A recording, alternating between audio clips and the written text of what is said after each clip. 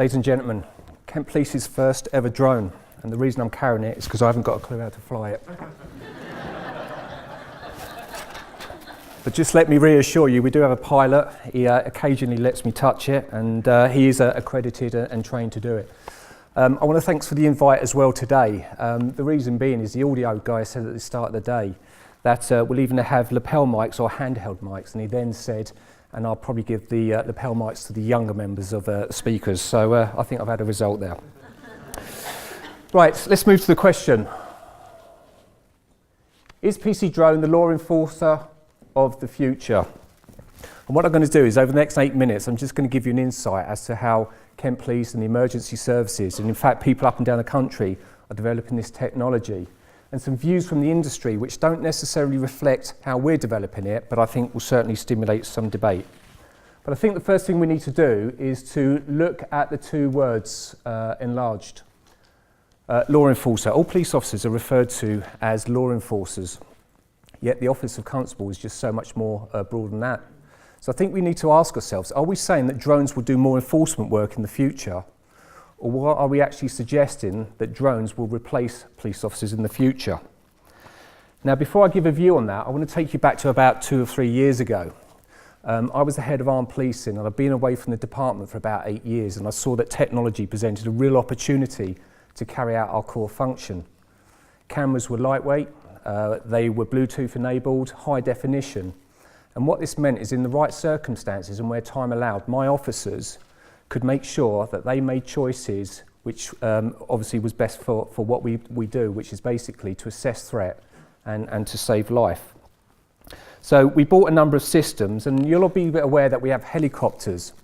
Helicopters are highly complex and sophisticated pieces of machinery with highly trained crews. Drones, I think, have a complementary option for us as commanders. So we bought this one, and we've been testing it out, and shortly Kent Police will be making a decision as to whether or not they roll this out in a very sort of measured and considered way. Together with my colleague, PC Ryan Duffy, we developed a business case which hopefully, as I say, we'll decide shortly whether or not we're going to be using these. I think the first thing that we need to acknowledge though, and what I'm going to pose back to you is, I think as your policing service, we have responsibility to you in terms of providing a policing service and as taxpayers to make sure that we look at any technology which means that we're more effective in what we do, but at the same time obviously more efficient as well. So I want you to imagine we have a grandfather. He's gone missing, it's cold outside, it's a fairly remote location.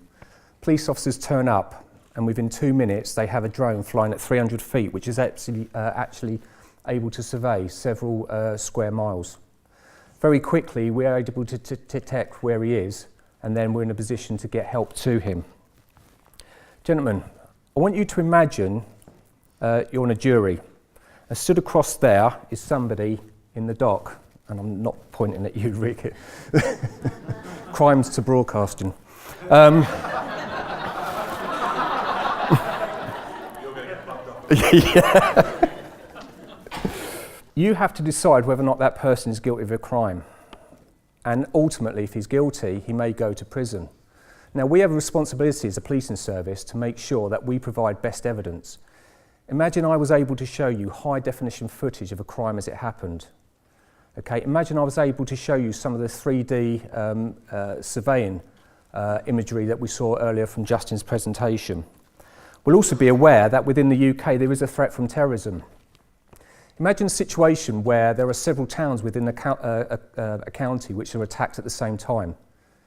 Imagine we're in a position where as a service we can put up multiple drones very quickly, and very quickly we can then find out what's the sort of attack, to what degree, where is it happening, to allow us to obviously deploy our drones and our resources very quickly.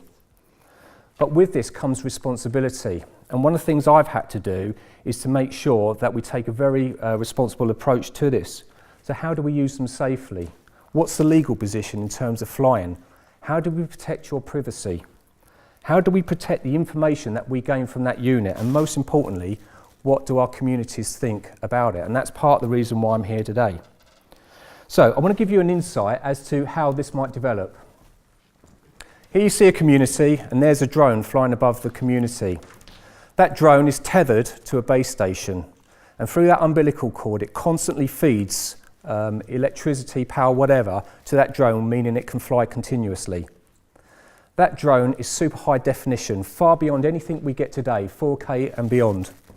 And what that means is that can constantly record what is happening down on the ground.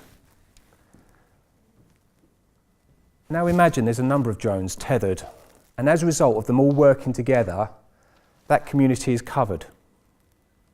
Imagine we have 99% coverage throughout the UK, and that every time somebody phoned the police, we can interrogate that drone, look down and see people's faces, what they're wearing, or their car registrations. I think we'll all agree that's very Big Brother. Or is it? What you need to decide is that an acceptable development of an existing technology? Is that any different to CCTV? We're one of the biggest users of CCTV in Europe. Is that any different? What about if those cameras were programmed to automatically detect every single time you got in your car and drove off without a seatbelt?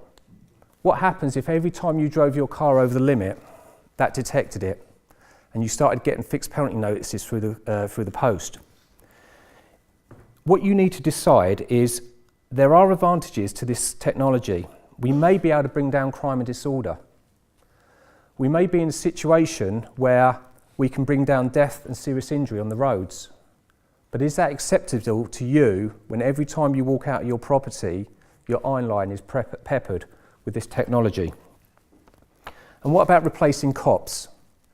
If anybody's been burgled, they'll know it's a very traumatic crime. How can we send a drone to the victims of a burglary, which may go in, scan around the house, pick up DNA, any other samples, fingerprints and survey, and then expect it to hover there while you interact with it so that it takes crime details?